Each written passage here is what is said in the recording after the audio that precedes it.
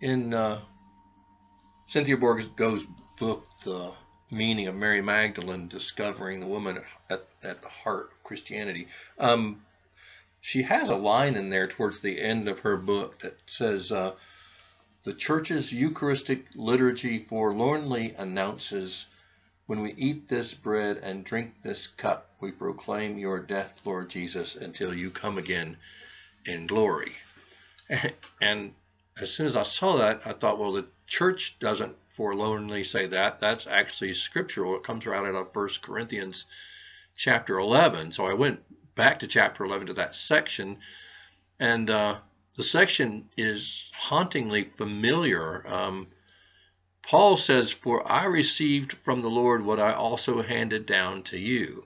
So Paul is talking about the concept of tradition. Here is something that was given to me, and now I'm giving it down to you. It's a sense of legacy, tradition and legacy.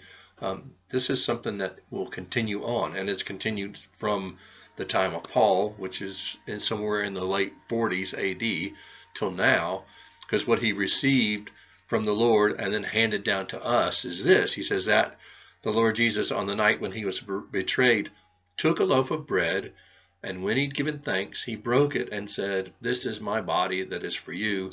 Do this in remembrance of me. And in the same way, he took the cup also after supper, saying, this cup is the new covenant in my blood. Do this as often as you drink it in remembrance of me. Now, hopefully those words sound familiar to most of you, because those are indeed the words of institution, almost word for word, that we use in our liturgy any Sunday that we celebrate the Eucharist. So indeed it is a tradition in that it is indeed handed down from Paul, who received it from the apostles. Therefore, something that is ancient and that has been a part of our celebration from the very beginning. But Paul ends it with this. He ends it with this sentence: for as often as you eat this bread and drink this cup, you proclaim the Lord's death until he comes. And that part kind of bothers me, because it's like, well, why are we proclaiming the Lord's death as opposed to proclaiming the Lord's resurrection? What is that about? Why are we wanting to proclaim the Lord's death? So I Googled around and spent a lot of time, but really nobody came up with a satisfactory answer. But as I thought about it and let it roll around in my brain, I kind of think that the concept of when we're proclaiming the Lord's death, we're really proclaiming the reality of God among us as a human, and the humanness of Jesus, and the fact that Jesus lives a human life all the way from the very beginning to the very end.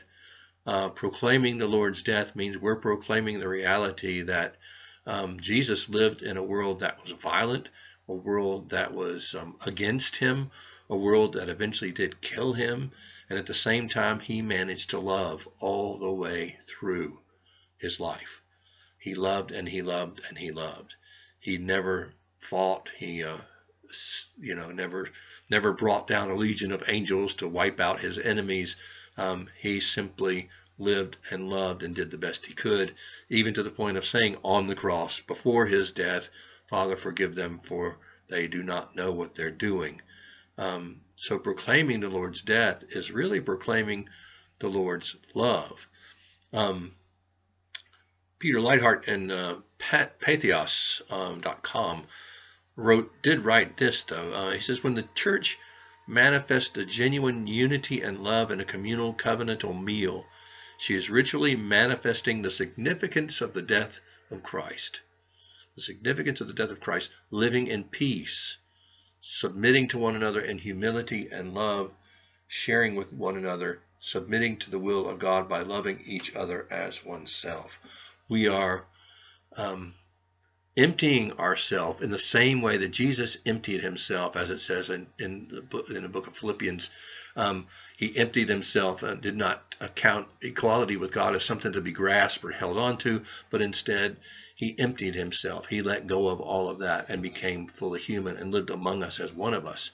So The invitation of proclaiming the Lord's death is proclaiming the humility and the love of Christ, and it calls us to live a life of humility and love.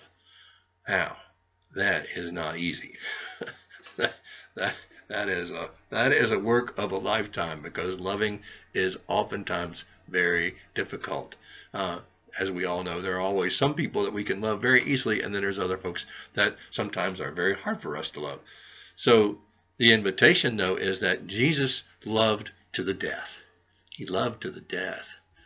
And the invitation is for us to love in the same way, for us to love to death, to love the world to death, to love our neighbors to death, to love our loved ones to death.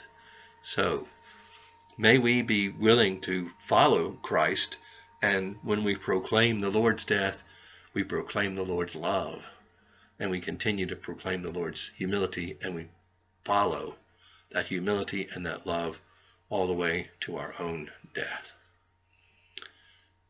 We miss you. We love you, and we're here. If you need to see any of us or talk to any of us, please contact us. You know how to get a hold of us. We're here every day, Monday through Friday, and sometimes on Saturdays. And now we do have the outside service on Sunday morning at 8 o'clock. So if you're interested in that, please register. Blessings to you all.